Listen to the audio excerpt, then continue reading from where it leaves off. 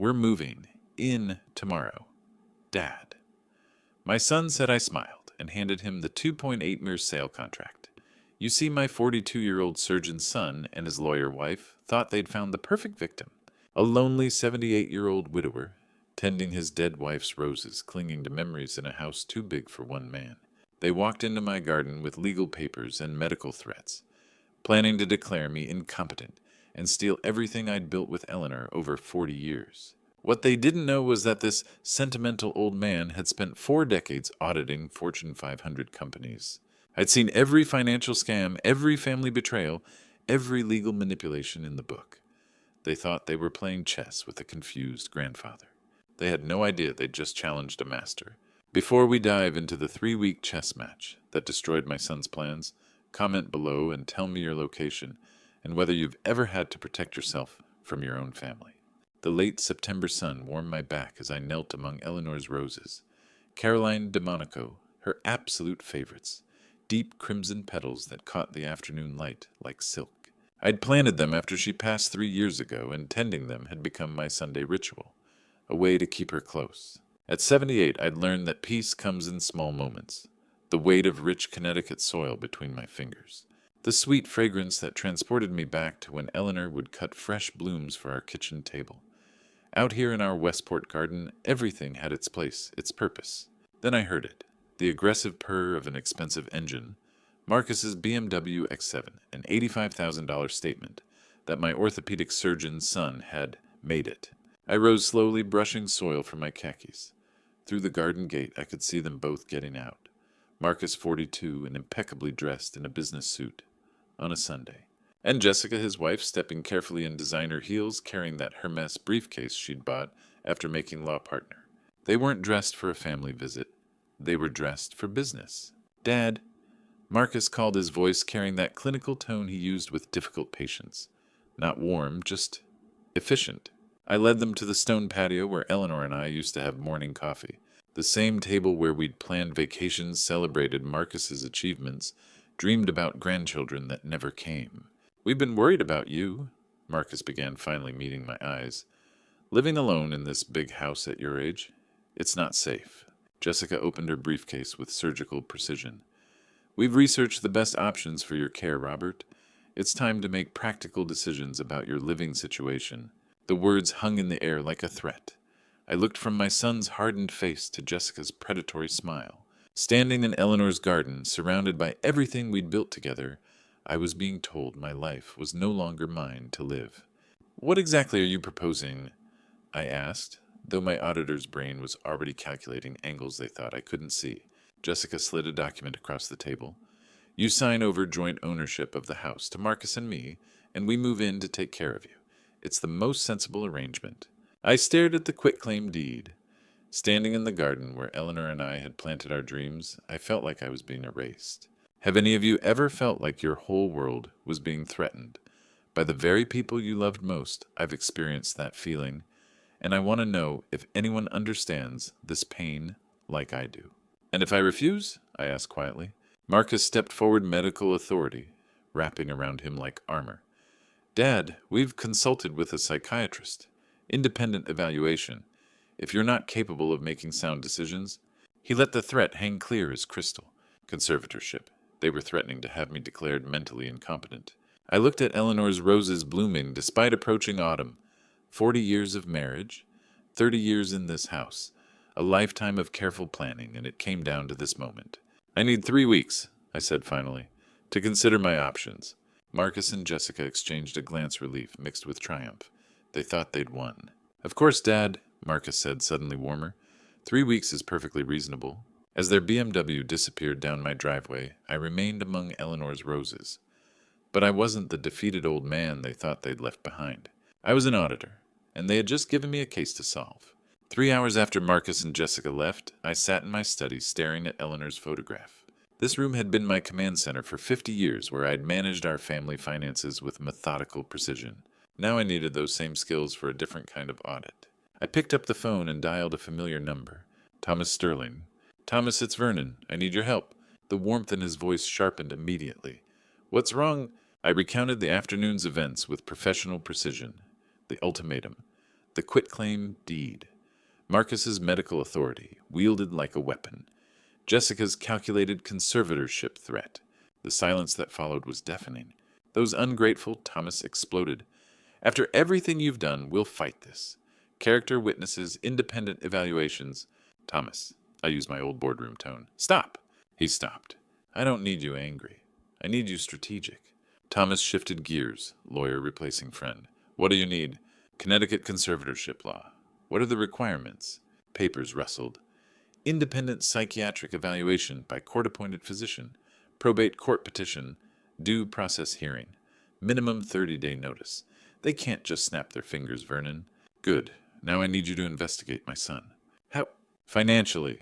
Credit reports, property records, professional standing. Everything legally accessible. I paused. Thomas, desperate people make dangerous decisions. I need to understand their desperation level. I have database access through the firm. Give me 20 minutes. While Thomas worked, I walked through my house. Crown molding Eleanor and I installed ourselves. Hardwood floors we'd refinished 3 times. The kitchen where she taught Marcus to make apple pie. 40 years of memories in every room. They wanted to steal it all. The phone rang. Vernon, sit down.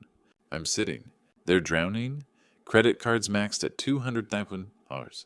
Second mortgage on their penthouse, $380,000. Marcus's malpractice insurance tripled after that lawsuit. Jessica's partnership buy-in loan, $150,000. Combined monthly payments are crushing them. My chest tightened. Total, nearly $896,000. This isn't greed, Vernon. It's survival. The numbers hit like a sledgehammer. When I discovered my son was living a completely fabricated life, nearly $1 million in debt, I felt like someone had plunged a knife into my heart. I wonder if anyone has ever discovered that their loved ones were deceiving them. If you've experienced something similar, please share your story in the comments. Maybe we can understand each other. They see my house as their life raft, I said quietly. A $2.8 million life raft with no mortgage. Vernon, they're not just greedy. They're desperate. I need a private investigator, someone discreet professional. Catherine Hayes, former detective, impeccable reputation. Set up a meeting tomorrow. Be careful, Vernon. I'm not the one who needs to be careful anymore, I replied, feeling strange. Peace settled over me. The investigation has begun. After hanging up, I sat in darkness. The grief was gone. The shock had faded. Only cold certainty remained. My son had made this business. Now he'd discover what happens when you audit the auditor. Monday morning found me in Thomas Sterling's law office surrounded by legal texts and case precedents. The familiar smell of old books reminded me of my early auditing days, back when I thought the most complex betrayals happened between strangers, not family. The conservatorship defense is straightforward, Thomas said, spreading documents across his desk.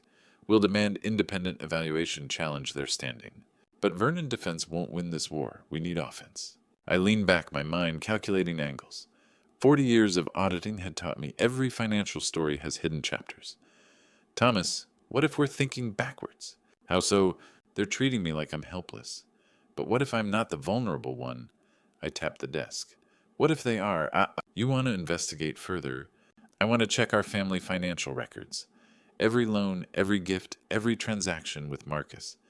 If they want to play hardball with my assets, maybe it's time they accounted for theirs. That afternoon, we drove to my house. Thomas had never seen my basement office, my real command center.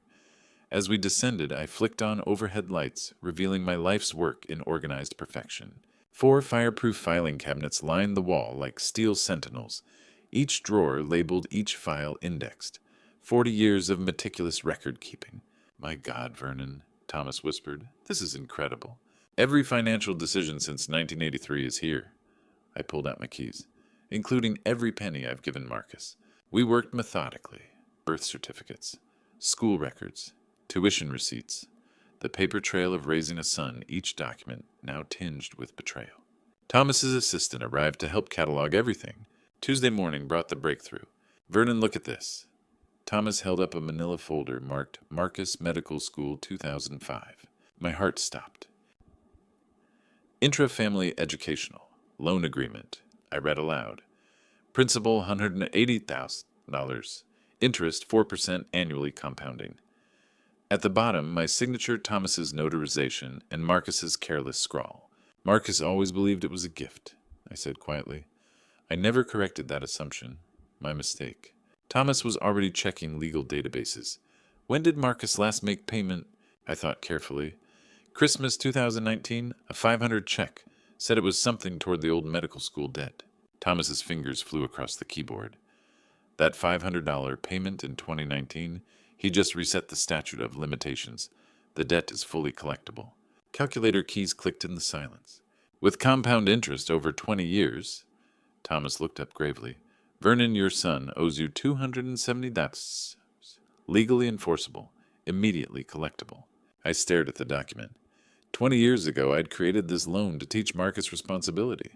I'd let him forget because I thought his success was payment enough. Now it was my weapon. Thomas, prepare a formal demand letter. Full amount plus interest payable within 30 days. This will destroy your relationship with Marcus. I looked at my son's signature, promising to repay money he'd spent becoming the man who now threatened my home. Thomas, he destroyed our relationship the moment he walked into my garden with that ultimatum. I folded the document carefully. I'm just returning the favor. As we climbed the stairs, I felt something I hadn't experienced in days control. Always check the books. Wednesday morning, I sat across from Catherine Hayes in her downtown Boston office. Former Detective Thomas had said, looking at her sharp eyes, professional demeanor, the kind of person who noticed everything I could see why he'd recommended her. Mr. Stevens Thomas explained your situation. Before we proceed, I need to be clear about boundaries. I gather evidence legally. I don't plant it, manufacture it, or break laws to get it. I wouldn't ask you to. I slid a photograph across her desk. This is my son Marcus and his wife Jessica. I need to know who they really are. Catherine studied the photo. What specifically are you looking for? The truth. They've presented themselves one way to me, but their financial situation suggests otherwise. I need to understand their real motivations, their actual plans. A surveillance runs 125s an hour. For a thorough investigation, you're looking at 5 to 7 days minimum. Money isn't the issue. Thoroughness is. For 5 days, Catherine became their shadow.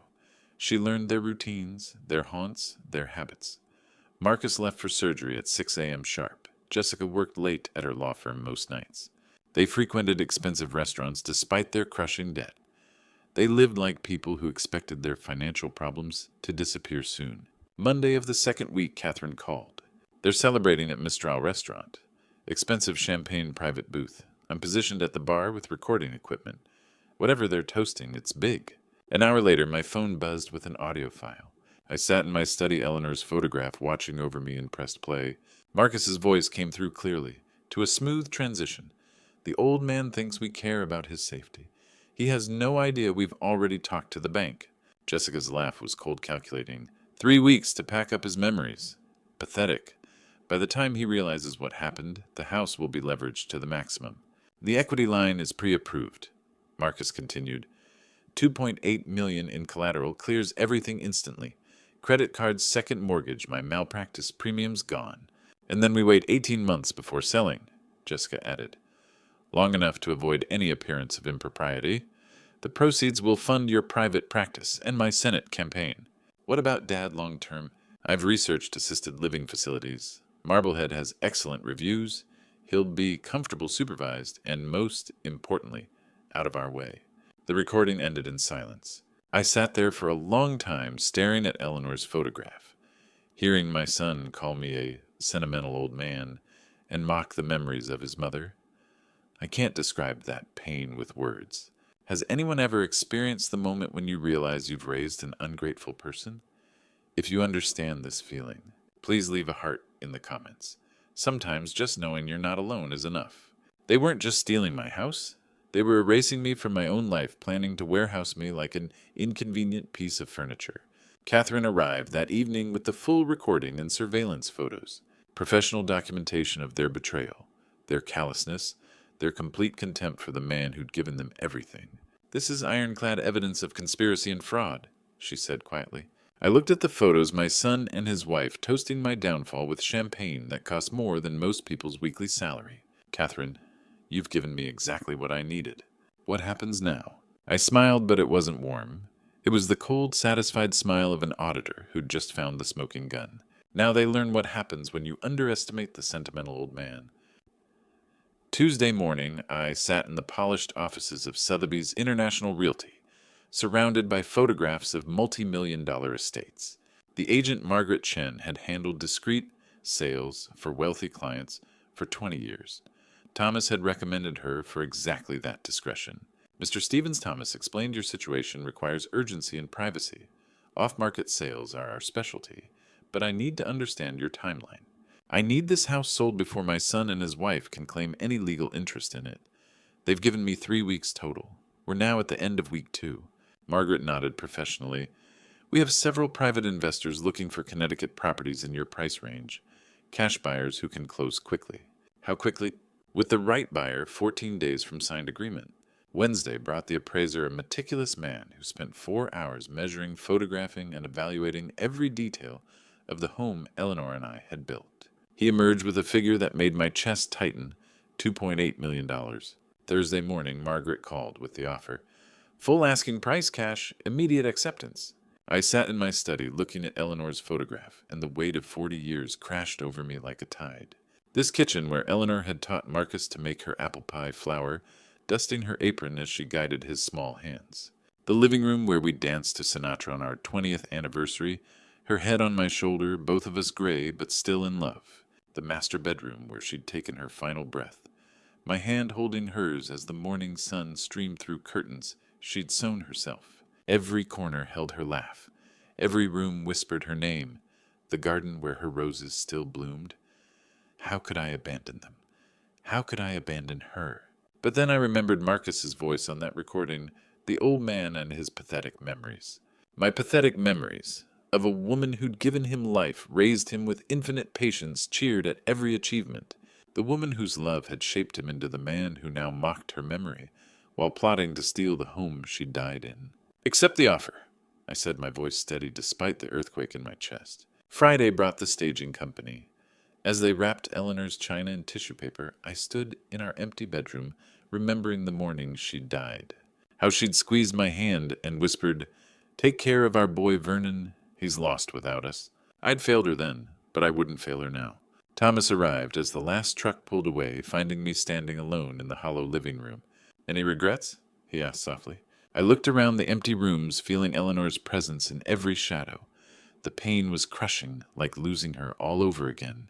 Have any of you ever had to choose between protecting precious memories and protecting your dignity? I stood in that empty house surrounded by 40 years of love, and had to make the hardest decision of my life. Have any of you ever had to choose between protecting precious memories and protecting your dignity? Please comment and share with me. Sometimes just knowing that someone understands this pain is enough to help me stay strong. 40 years of memories, I said quietly. But the house served Eleanor and me well. Now it serves justice. Where will you go? Furnished apartment in Stamford, temporary. Thomas nodded. Marcus and Jessica have no idea. I smiled through the grief. They think they have 2 more weeks to plan my downfall. They have no idea their target has already disappeared. Justice was just beginning to flower. Monday morning found me in the sterile conference room of First National Bank, watching numbers that represented 40 years of careful saving transfer from one account to another. $2.8 million. The price of my freedom paid in full. Transaction complete. Mr. Stevens, the bank officer announced, sliding the final documents across the polished table. The funds are now in your personal accounts. Thomas sat beside me, his briefcase containing the arsenal we'd built over 3 weeks. What's next, Vernon? I looked out the window at the Connecticut skyline, thinking of Eleanor. Now we honor her memory properly. Tuesday brought a different kind of meeting. The offices of the Community Foundation were warm, filled with photographs of scholarship recipients, young faces bright with possibility. The foundation director, Patricia Williams, reviewed our proposal with growing amazement. Mr. Stevens, this is extraordinary. A $2.5 million endowment for the Eleanor Memorial Scholarship Fund. This will provide full college funding for deserving students in perpetuity. Eleanor was a teacher before she married me, I explained. She believed education could change lives. Open doors create opportunities. She would want her house to educate deserving students, not bail out ungrateful children. Patricia nodded warmly. The fund will launch immediately. We can have the first scholarships awarded within 60 days. Wednesday was for warfare preparation. Thomas and I spent the entire day in his office assembling what he called the most comprehensive legal package he'd ever prepared.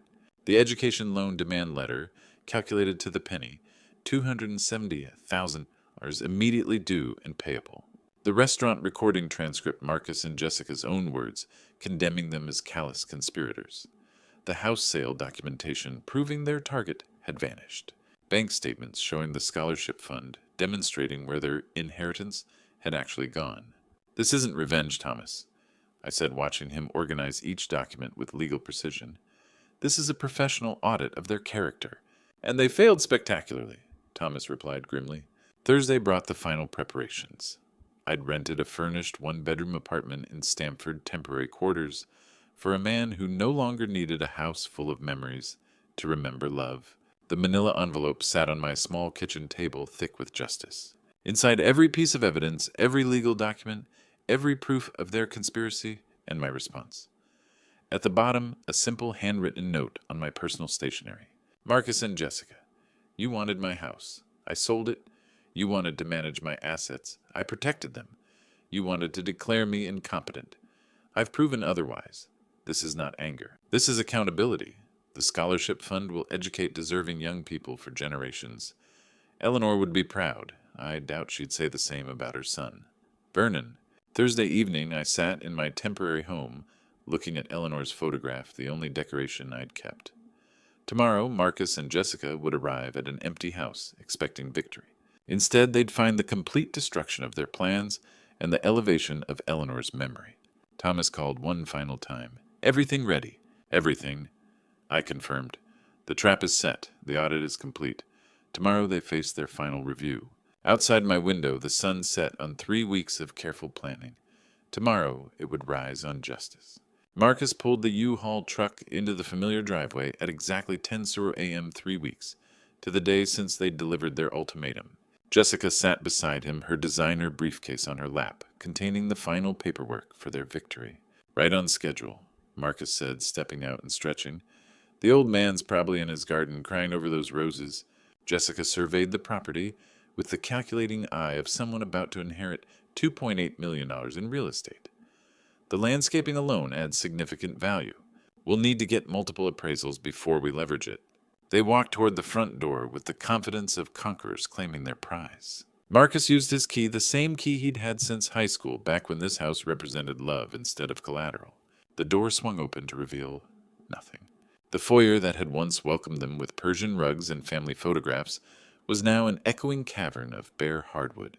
Marcus's footsteps clicked against the floor, each sound bouncing off empty walls. "What the hell?" Jessica whispered, her briefcase slipping from suddenly nerveless fingers. They moved through the house in growing disbelief. The living room where Vernon had entertained them countless times empty. The dining room where they'd shared holiday meals stripped bare. Even the kitchen, Eleanor's domain, had been gutted of every appliance, every dish, every trace of 40 years of family life. "This can't be real," Marcus said, his voice echoing strangely in the hollow space. "He's just a sentimental old man who tends roses." But Jessica, the lawyer, was already seeing angles, calculating implications. "The moving trucks. When did this happen? How did we not know?" They found their answer on the mantelpiece in what had once been a warm living room. A single manila envelope thick with documents. Vernon's precise handwriting on the front. Marcus and Jessica Graham. Jessica's hands trembled as she opened it. The first document made her legs weak. "Real estate sale agreement," she read aloud. "Seller Vernon Stevens. Buyer Riverside Investment Trust. Sale price $2.8 million cash. Closing date," her voice cracked, "10 days ago." Marcus grabbed the contract, scanning it desperately for some loophole, some mistake. "This is impossible. He couldn't have. We had 3 weeks." The second document was worse, much worse. Educational loan demand notice. Jessica read, her professional composure crumbling. Principal amount $180,000. Accrued interest over 20 years, 90,000 hours. Total amount immediately due and payable $270. "That was a gift," Marcus shouted at the empty room. He said it was a gift. But the final document destroyed them completely. A transcript professionally prepared of their own voices, celebrating at Mistral Restaurant. Marcus: "The old man thinks we care about his safety. 3 weeks to pack up his pathetic memories." Jessica: "By the time he realizes what happened, The house will be leveraged to the maximum. Jessica sank to the floor, the papers scattered around her like the remains of their shattered plans. We completely underestimated him. He played us like rank amateurs. Marcus stared at the walls that had once held family portraits, now bearing only the ghosts of frames. How did a sentimental old man who tends roses orchestrate this? The house offered no answers, only echoes of their own voices condemning them from the transcript pages. Outside, Eleanor's roses bloomed in a garden that no longer belonged to anyone they knew. For 10 minutes, Marcus and Jessica sat in the empty living room in complete silence, the scattered documents around them, like the debris of a financial explosion. The magnitude of their defeat was too vast to comprehend immediately. Jessica was the first to break. A sound escaped her throat, part sob, part scream of rage. How did we not see this coming? He planned every single move for 3 weeks. Marcus stared at the education loan demand, the numbers blurring through tears of fury and desperation. We destroyed our relationship with him for nothing, less than nothing. At 12:30, Jessica's legal training kicked in. She pulled out her phone with trembling fingers and began making desperate calls. Robert, it's Jessica. I need an emergency consultation. Yes, I know it's Sunday. No, this can't wait until Monday. The first lawyer confirmed their worst fears. Vernon's actions were completely legal. The house sale was legitimate. The education loan was enforceable. The recording, while ethically questionable, was obtained in a public restaurant and admissible. The second lawyer was worse. Jessica, with your combined debt load and this new liability, you're looking at immediate bankruptcy. Chapter 7. Liquidation of assets. By 1 p.m., they were talking to a bankruptcy attorney who laid out the brutal mathematics of their situation. $900,000 in existing debt plus this $270 loan demand. Your monthly income can't service this. You'll need to file within 30 days. Marcus's phone rang, his malpractice insurance carrier. Dr. Graham, we've received notice of a potential claim related to your family's financial situation. Given your current exposure, we're required to review your coverage terms. Jessica ended her call with her law firm's managing partner. They're putting my partnership on hold pending resolution of my financial situation. Fiduciary responsibility to the firm, they said. At 2:00 p.m., sitting in Marcus's BMW in the driveway of the house that was no longer Vernon's, they finally understood the scope of their defeat. He didn't just protect his assets, Jessica said quietly. He destroyed our entire future. Marcus started the engine but didn't put the car in gear. How do we even begin to recover from this? We don't, Jessica replied flatly. Bankruptcy, career damage, professional humiliation. He didn't just outmaneuver us, he annihilated us.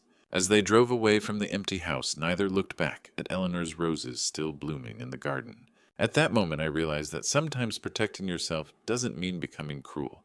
It's about standing up for your dignity. Have any of you ever had to make a difficult decision to protect yourself? Please comment and share your story with me. I need to know that others have faced these impossible choices too. The U-Haul truck sat abandoned in the driveway, as empty as their plans had become. 3 weeks earlier, they'd arrived as confident predators. They left as broken prey victims of their own greed and an old man's methodical justice. The sentimental old man who tended roses had just taught them the most expensive lesson of their lives. Never underestimate someone who spent 40 years auditing other people's mistakes. Justice, it turned out, had its own compound interest rate. 6 months later, I woke to the sound of waves against the rocky Maine coast. My cottage in Kennebunkport was small, just 2 bedrooms, a kitchen that smelled of salt air, and a living room with windows that faced the endless Atlantic. It wasn't the grand house Eleanor and I had built, but it was mine, truly mine. The morning brought a call I'd been expecting. Vernon, it's Thomas. I have the final update you requested. I settled into my chair coffee, steaming in the October air. Tell me. Marcus and Jessica filed Chapter 7 bankruptcy 3 weeks ago. Complete liquidation. The penthouse is gone, the car's everything. Marcus is working as a staff surgeon at a community hospital in Vermont. Jessica took a public defender position in New Hampshire. And the education loan discharged in bankruptcy, but the damage was done. Vernon, they lost everything. I looked out at the ocean, feeling something I hadn't expected: sadness. Not regret, never regret, but sadness for the son I'd raised, the man I'd hoped he'd become. Some lessons can only be learned through consequences, I said quietly. I hope Marcus learned his. That afternoon, I drove to Portland for the Eleanor Memorial Scholarship Ceremony. 12 young faces bright with possibility, each holding a letter that would change their lives.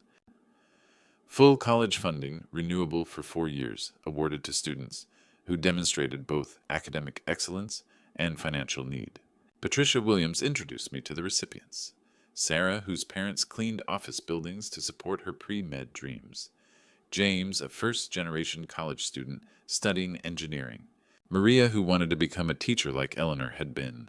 Eleanor would be proud, I told Patricia, as we watched the students celebrate with their families. Her house is still educating children just as she dreamed. That evening I returned to my cottage and walked to the small garden I'd been cultivating. There, in carefully prepared soil, Eleanor's roses had taken root. I'd hired professionals to transplant them from Connecticut Caroline DeMonico, deep crimson blooming despite the change in climate. "Hello, my love," I whispered, kneeling to tend them as the sun began to set. "We have a new home." The roses seemed to nod in the ocean breeze, their fragrance mixing with salt air and the sound of seabirds calling. I'd brought Eleanor with me, after all, not in the house we'd shared, but in the beauty we'd nurtured together. As darkness fell, I sat on my small porch with a box I'd saved for this moment. Eleanor's letters, every note she'd written me during our courtship, our marriage, even grocery lists that ended with, "I love you." I read them by lamplight, hearing her voice in every word. The cottage was quiet, except for the eternal rhythm of waves. No threats, no ultimatums, no betrayals, just peace. I'd lost a house, but saved my dignity. I'd lost a son, but protected Eleanor's memory. I'd lost a fortune, but gained something priceless. The knowledge that love, real love, creates something that can never be stolen. The roses bloomed, the ocean sang. Eleanor's legacy lived on in 12 young minds. Justice, it turned out, was just another word for love properly defended. Looking back on everything that happened, I've learned that betrayal, stories like mine, aren't really about revenge. They're about protecting what God gave us: our dignity, our values, and our capacity to love, even when love isn't returned. When those closest to us forget the sacrifices we've made, God has a way of reminding us that our worth isn't determined by their gratitude. Eleanor used to say that God tests us not through our enemies, but through the choices we make when family disappoints us. She was right. The hardest betrayal stories aren't found in movies. They're lived in our own homes by grandpas like me who discover that the children we raised with such hope have forgotten where they came from. But here's what I've learned from this painful journey: protecting yourself isn't cruel, it's necessary. When someone tries to steal, not just your assets, but your dignity, God expects you to stand firm.